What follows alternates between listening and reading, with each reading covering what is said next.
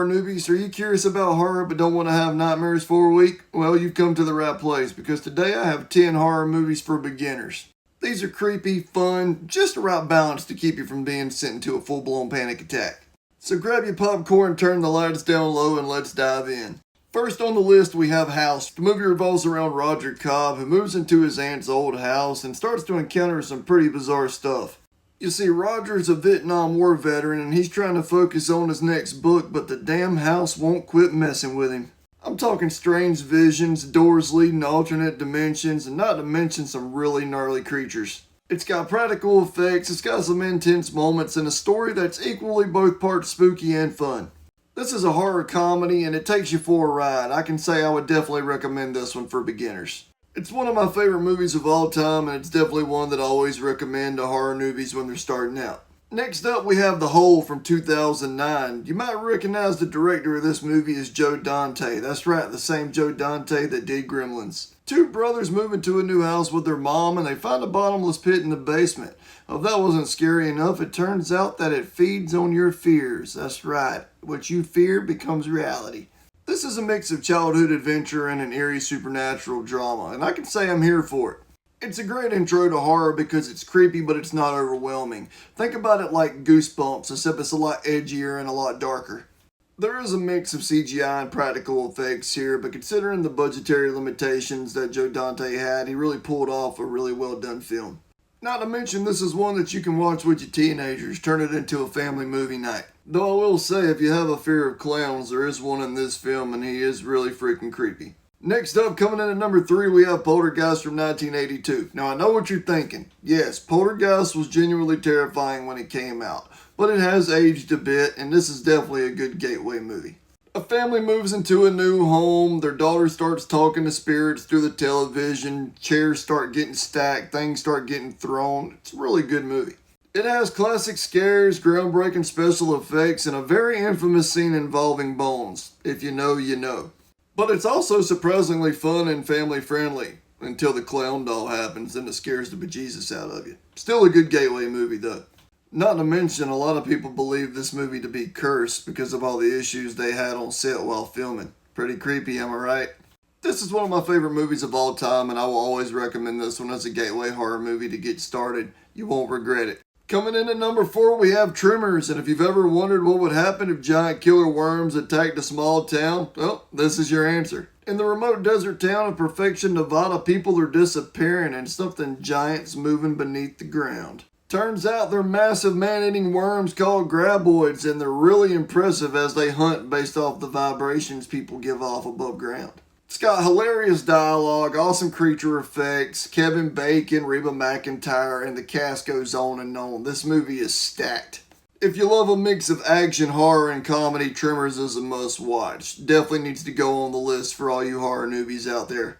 But if you're going to watch the first one, you might as well go ahead and watch all of them. Even though they're not quite on the level of the first one, they're still entertaining as hell. This movie is definitely unforgettable. You will never forget it after you've watched it for the first time, and it has extremely high rewatch value as well. Coming in at number 5, we have Coraline. I can already hear you screaming at me through your devices. This is not just an animated film. It's a lot deeper than you see at surface level. You see, Coraline's a young girl who moved into a new house, but she discovers a door to an alternate universe called the Other World. It's a perfect copy of her world, except, well, she gets to do whatever she wants, but everybody's got these weird button eyes, and things start not adding up pretty quick. And Coraline has this other mother who wants her to stay with her forever. The only stipulation is, well, she lets her sew buttons into her eyes and take her eyeballs. The stop motion animation here is stunning and the eerie atmosphere makes this a really good horror light pick. Just make sure you don't watch it before bed. There's a lot of commentary to be found in this movie, and if you've ever seen it, then you know what I'm talking about. But for those of you that haven't watched it, I highly recommend it. So if you're into animated films, this one's definitely a good pick for you. Coming in at number 6, we have Gremlins from 1984. Yes, another Joe Dante film, because who doesn't love Gremlins? Part horror, part Christmas movie, all fun, especially whenever you get introduced to Gizmo, the cute little mogwai. There's only 3 rules. No water, no bright lights, and don't feed it after midnight.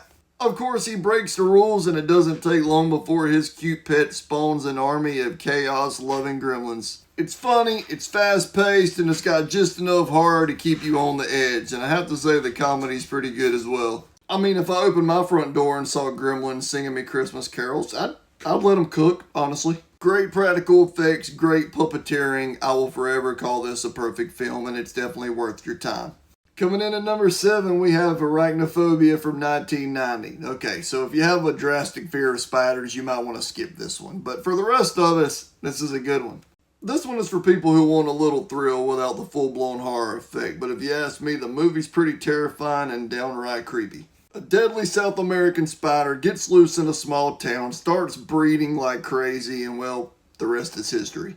People start mysteriously dying, birds are falling from the sky. Yeah, that's a bad spider, he really does take out a bird. It's crazy, pandemonium. This one's a mix of creepy crawler comedy and horror, and it will definitely have you double checking your shoes before you put them on. You have Jeff Daniels playing the lead, you got a nice little role in there for Julian Sands. Horror lovers will know him as Warlock, rest in peace. He did really good in the film as well. So if you're not terrified of spiders, Arachnophobia is definitely a must-watch for anybody looking to get into horror. Coming in at number 8, we have The Others, which is a fantastic slow burn gothic horror. A woman and her 2 kids live in a dark gothic mansion, and they're waiting for her husband to come back from the war. You see, the kids have a rare disease that makes them sensitive to light, which makes sure that they stay in the dark, which makes the cinematography of the film outstanding because it's eerie as hell. But wouldn't you know it, things start moving on their own, voices start whispering, they hear the echoes of footsteps. What's going on in that old creepy mansion? It's got zero gore, no cheap jump scares, and genuinely an eerie movie that builds the tension great. Not to mention the twist is a hell of a good one. The Others is for those seeking a more slow burn movie that constantly relies on the atmosphere to build dread, and it does so masterfully. It's hard to believe that this film came out in 2001 because it is held up great and it still provides the thrills. Coming in at number 9, we have The Frighteners with Michael J. Fox. What if you could talk to ghosts? And they were hilarious. Sounds like a pretty sweet deal to me. Michael J. Fox plays a ghost hunting con man. Well, sort of, because you see, he actually can see ghosts, which he uses to his advantage to scam people out of money. That's right, he uses his ghost friends to fake hauntings until a real sinister spirit appears and he has to band together with every spirit that he can to stop it.